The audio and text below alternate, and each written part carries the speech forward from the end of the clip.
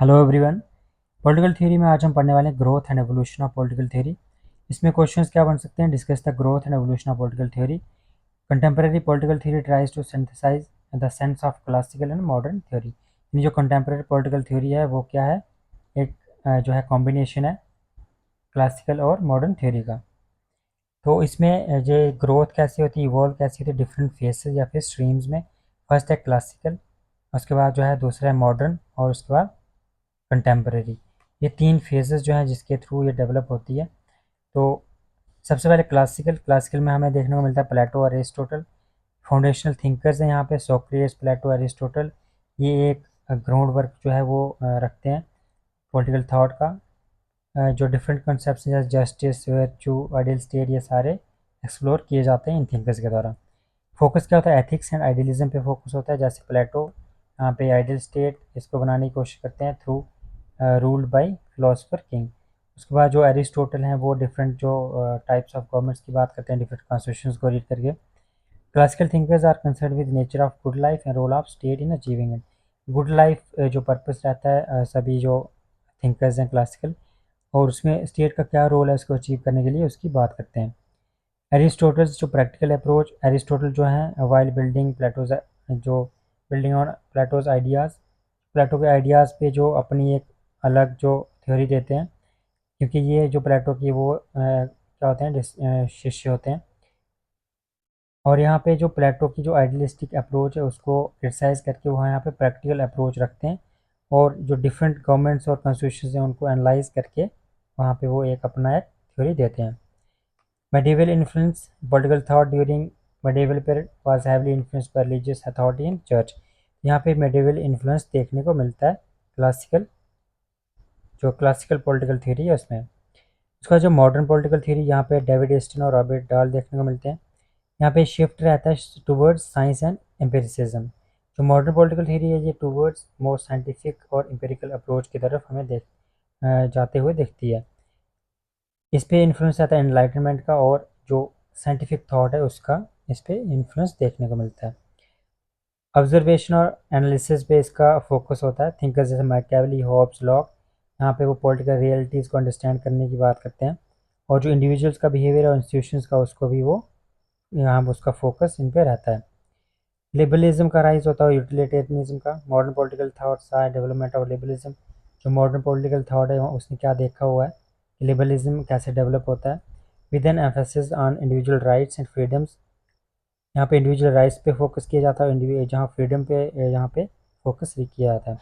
And utilitarianism which focused on maximising overall happiness and wellbeing. उसके बाद हम contemporary की बात करें तो डेविड हेल्डी यहाँ पे देखने को मिलते हैं। ये एक रिस्पॉन्स है टूवर्ड्स जो मॉडर्न चैलेंजेस हैं। Contemporary political theory emerged as a response to the complexities of modern world, including जैसे ग्लोबलाइजेशन, आइडेंटिटी पॉलिटिक्स और इन्वायरमेंटल कंसर्न जो है इनको एज ए चैलेंज मान के वो एक रिस्पॉन्स है कंटेम्प्रेरी पॉलिटिकल थ्योरी। यहाँ पे सिंथेसाइजिंग पर्सपेक्टिव्स देखने को मिलते हैं। Integrate insights from both classical and modern approaches. तो यहाँ पे दोनों जो अप्रोचेस हैं उनके जो है कॉम्बिनेशन यहाँ पे देखने को मिलता है। Acknowledging the importance of both philosophical ideas and empirical analysis.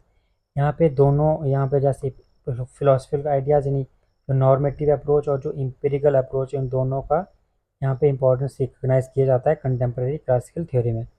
Focus क्या होता है? Social justice and equality. Social justice, equality और इम्पैक्ट क्या है उसका पावर स्ट्रक्चर्स में different groups in the society. Interdisciplinary approach, यहाँ पे जो अप्रोच है वो इंटरडिसिप्लिनरी है, सच एज सोशोलॉजी, इकोनॉमिक्स और हिस्ट्री, इन सबको कंसिडर किया जाता है। इसके बाद अगर हम देखें जो classical political theory, modern political theory और कंटेम्प्रेरी पॉलिटिकल थ्योरी, अगर हम इसको ग्राफ के थ्रू सिंपल अगर समझने की कोशिश करें तो क्लासिकल थ्योरी में यहाँ पे नॉर्मेटिव जो अप्रोच है उसको फॉलो किया जाता था। फिलॉसफी इसका मेन जो है वो इस पर फोकस किया जाता है, जिस पे वाई या फिर वैल्यूज़ पे फोकस किया जाता था।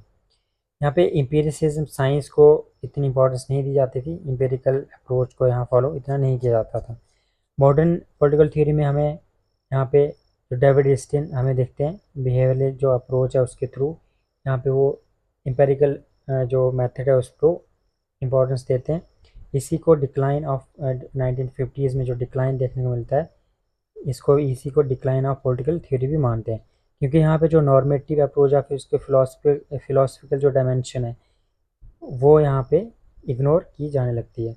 उसके बाद जो कंटेम्प्रेरी में इसी को पोस्ट बिहेवियरिज्म जो डेविड ईस्टिन का आता है, और जो इसमें दोनों फिलॉसफी और साइंस दोनों पे फोकस किया जाने लगता है, और इसी को रीसर्जेंस ऑफ पॉलिटिकल थ्योरी माना जाता है 1970s में जो देखने को मिलता है। की टर्म्स एंड कंसेप्ट जो हमें देखने को मिलते हैं अब जो कंटेम्प्रेरी पॉलिटिकल थ्योरी है, state, justice, power, individual and versus collective और डेमोक्रेसी, ये की जो कॉन्सेप्ट्स हैं यहाँ पे देखने को हमें मिलते हैं। स्टेट के बारे में nature, purpose and legitimacy of state, ये सेंट्रल रहा है to the political theory. Justice हमें देखने को मिलता है different theories, justice includes distributive, procedural and retributive justice. जो power, individual versus collective relationship क्या है, इंडिविजुअल एंड द कलेक्टिव, और जो टेंशन्स हैं जो इंडिविजुअल राइट्स के बीच में और कॉमन गुड के बीच में, उस सबको यहाँ पे एक्सप्लेन किया जाता है। डिफरेंट फॉर्म्स ऑफ डेमोक्रेसी की बात यहाँ की जाती है, their strengths and weakness, challenges क्या क्रिएट हो रहे हैं, और maintaining democratic institutions have been central to the political theory. ये सभी चीज़ें जो है पॉलिटिकल थ्योरी में हमें देखने को मिलती हैं।